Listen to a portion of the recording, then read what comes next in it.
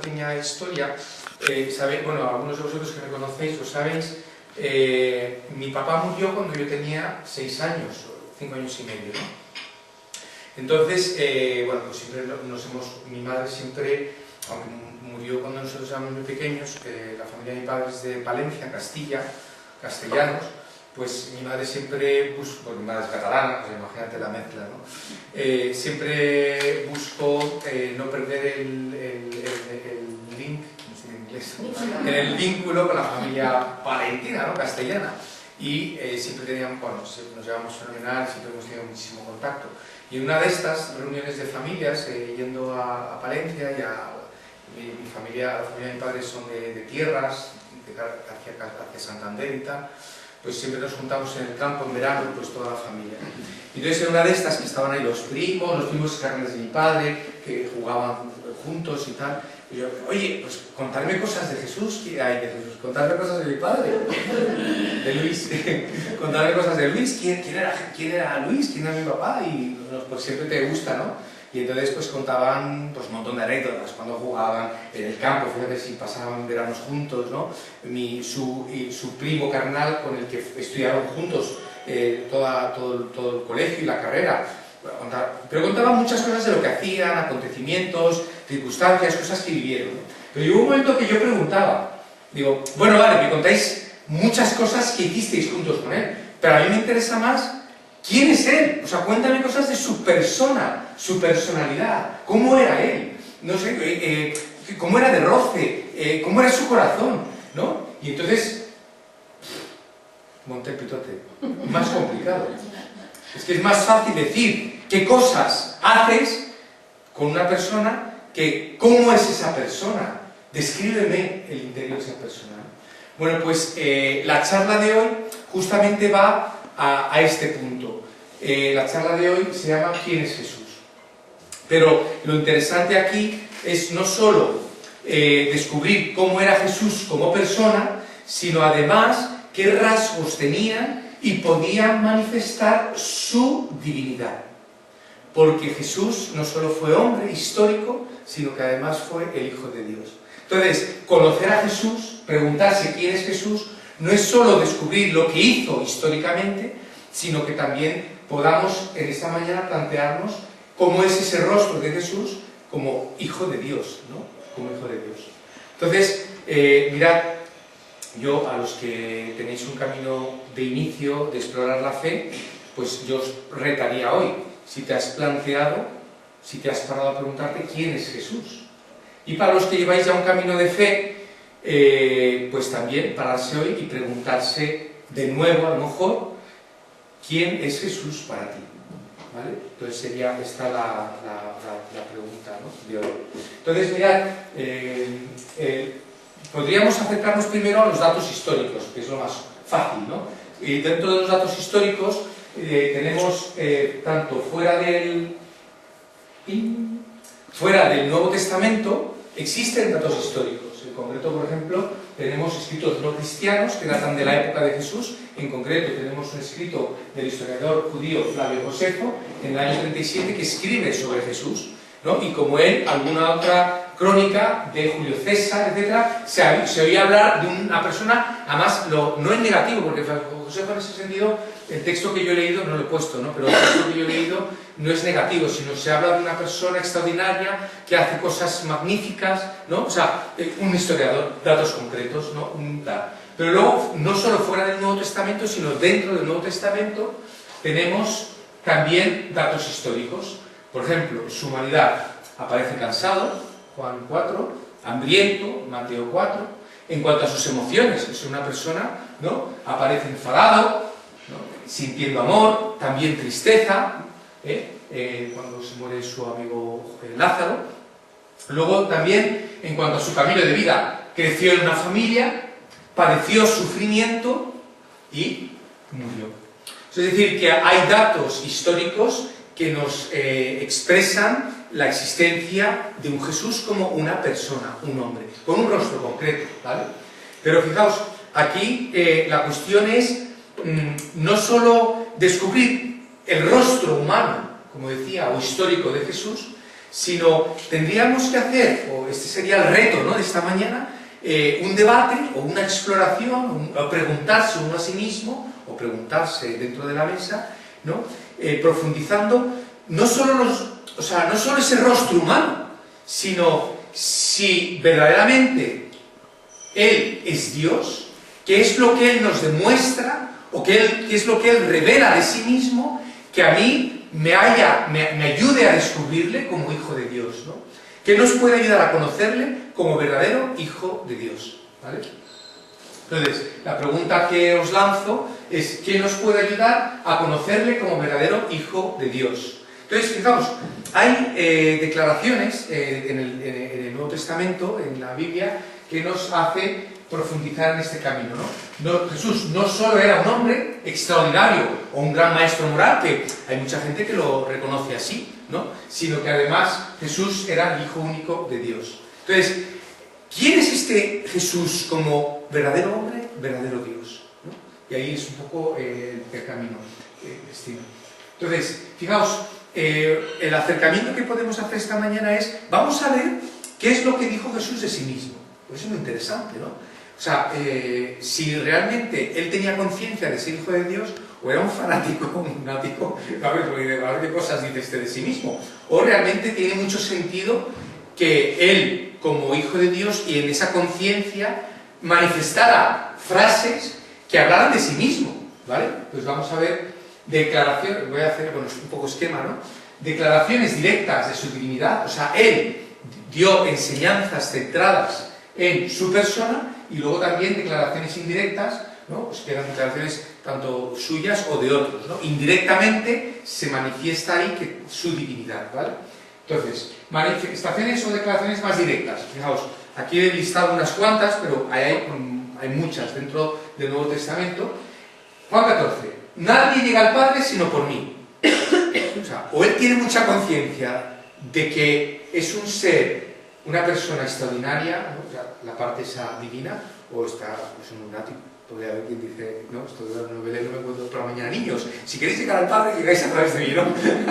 Bueno, a través de un buen desayuno llegamos a Dios, ¿no? Bueno, Juan 6: yo soy el pan de vida.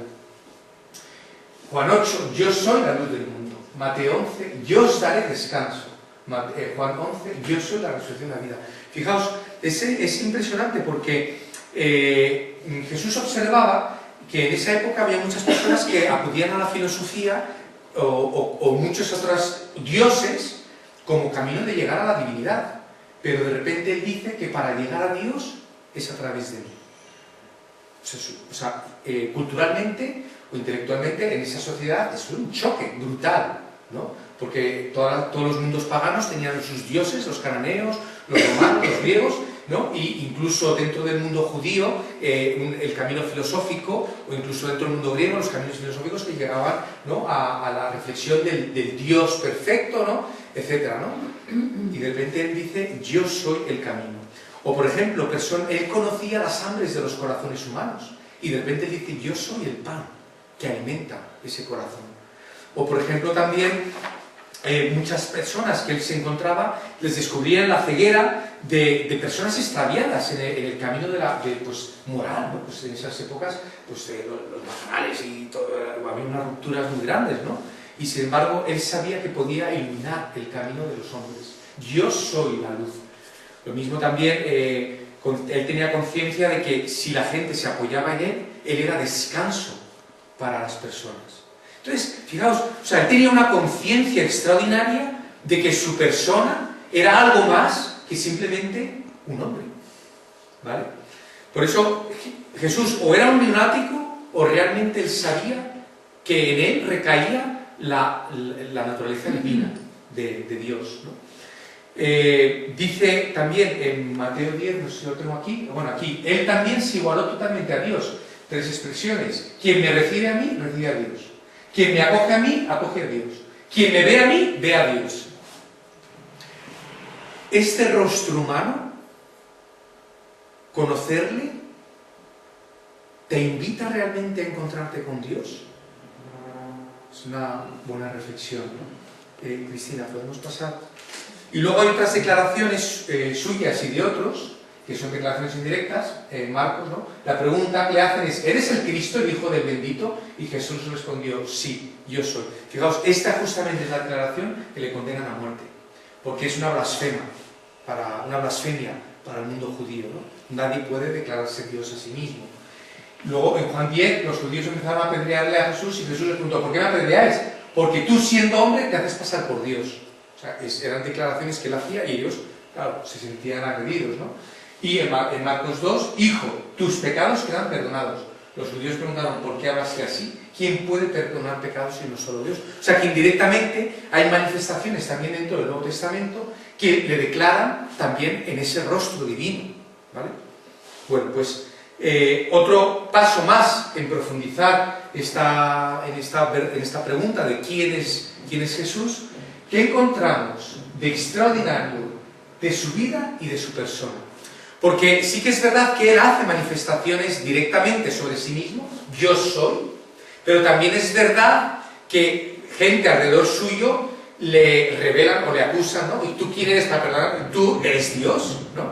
Pero fijaos, ahora una cosa es, vamos a intentar indagar, ¿no? en hechos concretos que puedan certificar esas manifestaciones que él hace de sí mismo, u otros hacen de él, como hombre divino, ¿no? En su naturaleza divina. Fijaos, vamos a ver 4 aspectos. O sea, cosas extraordinarias que realmente nos pueden, o sea, ayudar a reflexionar que realmente era hijo de Dios. En cuanto a las profecías, en cuanto a su personalidad, en cuanto a sus obras y en cuanto a la resurrección. Pues vamos a la primera, profecías. Bueno, aquí yo no voy a profundizar mucho porque esto sería para otra charla, pero simplemente os lanzo esta pregunta. ¿Has pensado alguna vez que según los estudios comparativos del Antiguo Testamento con la vida de Jesús, o sea, el Nuevo Testamento, en la persona de Jesús se cumplieron plenamente 300 profecías anunciadas muchos años atrás? La primera es 500 años atrás. O sea, en él se cumplen profecías. Por lo tanto, ya ahí nos pone al tanto de que él era alguien que se estaba esperando, el Mesías, ¿no? En cuanto a su personalidad, amigos y enemigos. Bueno, amigos, pues descubría en él una generosidad suprema, una gran humildad, brillante alegría, sólida bondad, ¿no? Por ejemplo, yo tenía aquí, ¿no? En cuanto a... Aquí, a ver, ¿dónde? Sí, descubrir su persona ahí, que adentrarse en los hechos... Perdón, esto es sí, justo, ¿no? Por ejemplo, una compasión infinita, consuelo eficaz, palabras llenas de sabiduría y templanza. Esto lo vas viendo en los evangelios, en muchos de los textos, ¿no? Sus amigos descubrieron en él una generosidad suprema, etcétera, ¿no? Pero fijaos, hasta sus enemigos, porque claro, si tú eres un amigo, pues claro que vas a hablar bien de tu amigo, ¿no? Pero incluso hasta sus enemigos no encontraron en él nada que le pudiera, ¿no? Dice, jamás incriminó a sus enemigos. Él no encontraron nada que pudiera acusarle, porque incluso en sus enemigos él habló bien, o oró sobre ellos, ¿no? Padre, perdónales, porque no saben lo que hacen. Porque podrían haberle dicho, bueno, Jesús, te hemos latigado, pero es que tú nos has escupido. Es que no pudieron encontrar nada que reprobara la persona de Jesús. O sea, esto ya es algo bastante extraordinario, ¿no? Porque si alguien pregunta a Jesús, no, tengo un coro fantástico, pero macho, el otro día, tío, nos dejó plantado porque llegó tarde. Bueno, vale. ¿No? Es decir, que todos nosotros algo siempre se nos cuela por ahí que la gente puede recriminarnos. Pero en Jesús no hubo nada. De hecho, en el Evangelio no se encuentra nada que le pueda reprobar, más que la blasfemia, según los judíos, de que él se denominaba Hijo de Dios. En cuanto a su persona, no había. Y luego, en cuanto a su personalidad, también cristianos y no cristianos. Cristianos no os voy a decir nada, porque vamos, os metéis por cualquier personalidad, Juan Pablo II, tal, o sea, hablarán bien. Pero fijaos, me ayudaban mucho, incluso en no cristianos, por ejemplo, Mohammed Gandhi también dijo, no sé de nadie que haya hecho más por la humanidad que Jesús. Fijaos, y él no se declaró, nacido hindú, pero ni siquiera él se consideraba sincretista, ni siquiera él se identificaba con la filosofía o la religión hinduista, ¿no? De hecho, no encuentro nada malo en el cristianismo, pero entonces añadió, el problema está en ustedes, los cristianos, pues no viven en conformidad con lo que enseñan. Esto es muy fuerte, ¿eh? Sí. Esto lo declaró él cuando vino a Europa por primera vez.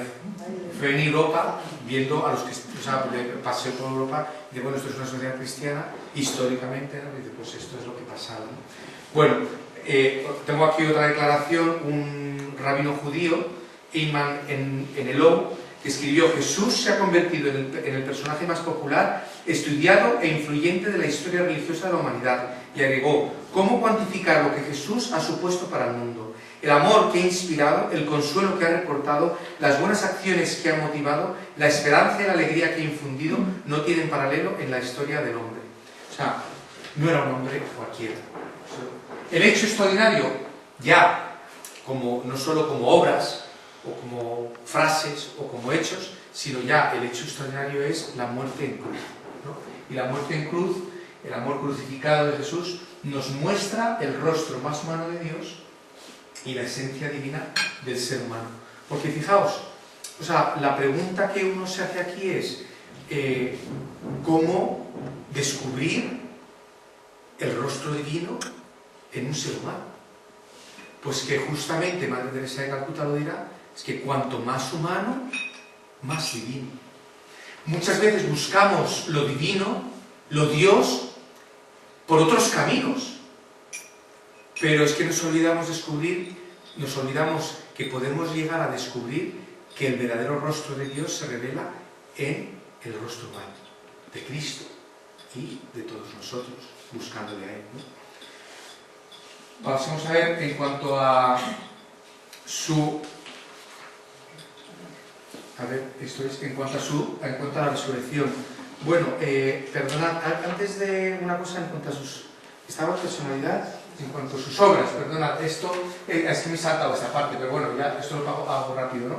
Juan 2, bueno, es que dicen a veces que lo de ser cristiano es una cosa muy aburrida. Yo me imagino vivir con Jesús debe ser la vela, macho, porque te vas a una fiesta y convierte el agua en vino, ¿no? Te vas por ahí, te falta comida, nada, hacen milagrito, ¿no? Y todo para alimentar, ¿no? El almuerzo de uno para alimentar a miles. Fue capaz de tener una tormenta, ¿no? O sea, te vas en barco, ¿no? Por Galicia y de repente no hay una tormenta, ¡pum!, te sale el sol, ¿no? O hizo que un paralítico andara en la piscina de Bethesda, o devolvió la vida a Lázaro. O sea, yo creo que, vamos, esto debe ser fascinante andar con él, ¿no? A mí ya me gustaría tener, ¿no? Bueno, me gustaría tener un amigo con el que caminar así, sería divertidísimo, ¿no? Vale, pues pasamos al siguiente. Y en cuanto a su resurrección, yo creo que aquí, o sea, si veis la charla va un poco increciendo, como buscando elementos que nos ayuden a descubrir quién era Jesús como ese Hijo de Dios, no solo como un personaje histórico, ¿no? Y si verdaderamente era Hijo de Dios, el hecho irrefutable, también histórico, pero que no solo fue histórico, sino que sobrepasa ya la historia y trasciende toda la historia de la humanidad, es en cuanto a la resurrección. Aquí muchos pueden poner dudas, aquí muchos pueden decir, verdaderamente resucitó o no. O sea, ¿qué es esto, no? Porque esto es un hecho. Pero fijaos, datos que podemos encontrar en el Nuevo Testamento. Un sepulcro vacío. Jesús muestra que es Dios, supera y vence la muerte. Relatos de las apariciones, hay muchos relatos de apariciones. Los héroes, en esa época, la forma literaria de escribir era siempre escribir relatos heroicos de los grandes personajes, Julio César, las grandes batallas, ¿no? Grandes personajes. Pero resulta que aquí hablan de un fracaso. Entonces, pero de miedo. Los discípulos se llenan de miedo. Pero hablan de unas apariciones que cuando tenían miedo, vencen el miedo. Cuando se escondían en la habitación, les hace salir a anunciar. Cuando tenían que callarse, resulta que rompen a hablar, ¿no? Apariciones. Jesús es incondicional, no abandona, ¿no? La formación de primeras comunidades, pues de repente empiezan a surgir núcleos de personas unidas en un mismo amor. Esto es extraordinario también. Jesús nos necesita para continuar su obra. Su obra ha continuado a través de comunidades cristianas. Y luego la infinidad de testigos en la fe de Jesús. Dice que si cuentas un poco en el Nuevo Testamento y en la parte última de las cartas de San Pablo, eso se habla de más de 500 testigos que tuvieron encuentro con Jesús resucitado. Jesús es una vida que se propaga, ¿no? Más allá, ¿no? Por eso, fijaos, aquí yo creo que la gran pregunta que se nos suscita en esta mañana es este relato. Jesús se encontró con sus amigos y les hizo esta pregunta: ¿quién dice que soy yo? Y ellos dicen, unos dicen que Juan, otros que Elías, otros tal. Pero él pregunta de nuevo: a mí no me interesa que me digas lo que tú has oído de mí. ¿Y yo para ti quién soy? pregunta de nuevo, ¿y vosotros quién decís que soy yo? ¿Tú quién dices que es Jesús para ti? Pues esta sería la pregunta de la mañana. ¿Quién es Jesús para ti?